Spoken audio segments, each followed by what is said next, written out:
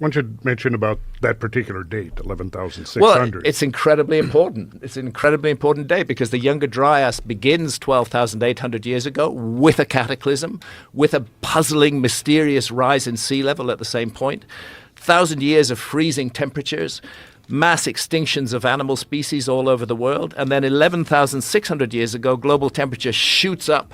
The last of the ice caps collapse into the sea. Sea level rises enormously. That is the date that work starts at Göbekli Tepe, and it's a point I've made many times, but it's really worth making because archaeologists roll their eyes every time you say the word Atlantis.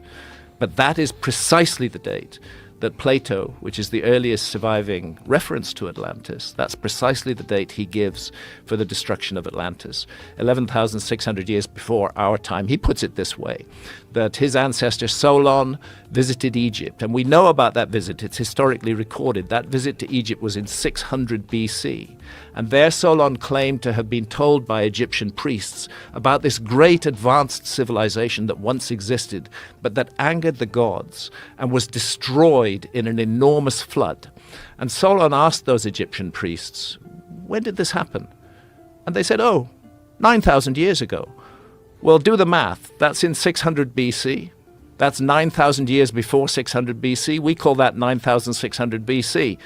That's 11,600 years ago. That's exactly the date of the end of the Younger Dryas, and it's exactly the date of what is called Meltwater Pulse 1b, one of the biggest single rises overnight in sea level that ever occurred. So if Plato made it up, it's really weird that he picked a date that is precisely a date that coincides with the latest geological evidence on cataclysmic sea level rise at the end of the Ice Age.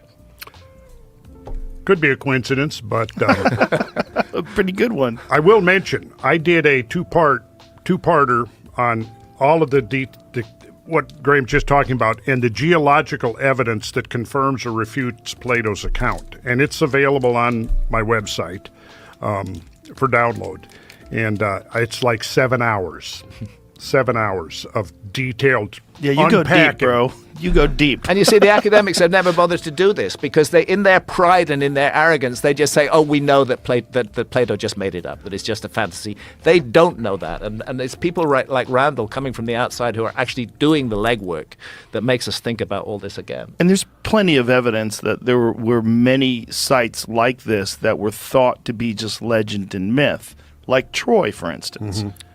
That has now been proven to be an actual real city that mimics the initial descriptions of it, the historical descriptions. We should never dismiss myths. We should always listen to them. They're the memory bank of our species, and they may be expressed in symbolic language. There may be wonderful stories built around them, but at the core is factual information. And what better way to ensure that factual information is passed down to the future than to record it in a fantastic story that people will pass on. People love telling stories, and they don't even need to understand what the heart of the story is. As long as it's a great story, they're going to keep on passing it down to the future. So I think myth is very important, and that's something that we do in my Netflix series, is we look at the myths. The story of Atlantis is not alone. There are thousands of traditions from all around the world speaking of a global flood that destroyed a former civilization, that brought to an end a golden age.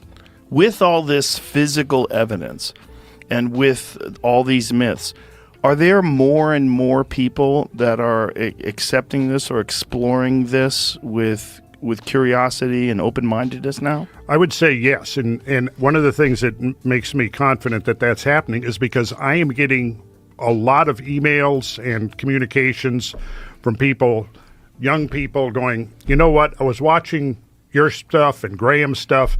I've decided I'm going to go into geology. Yeah. I mean, I've gotten dozens. Or I'm going to go into paleontology or archaeoastronomy or archaeology. So just the fact that I'm getting those kinds of communications from people, that's every time I get one, that's encouraging to me.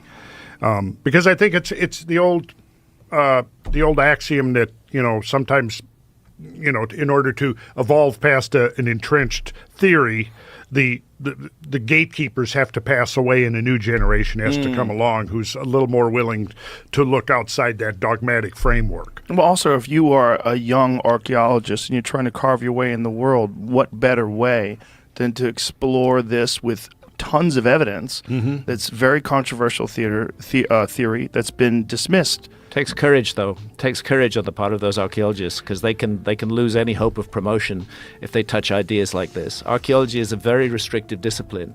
If you don't copy what your professor says, if you go off on a tangent, they'll cut you off. There's so many people who've done such great work in archaeology that doesn't fit with the mainstream, and they just get isolated by their colleagues. I'm hopeful. I really am. And one of the things that gives me hope is Brian Murarescu's the reception of his material. That book, The Immortality Key, which is fantastic, which points to which I wrote the foreword to. Yes, and you did that podcast with us remotely. Yeah.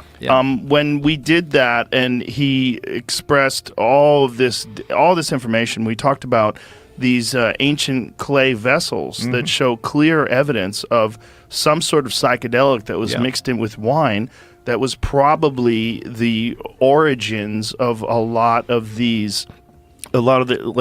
even democracy, a lot like the Enlightenment. A lot of it came from these meetings, and people came from all over the world to participate in these rituals.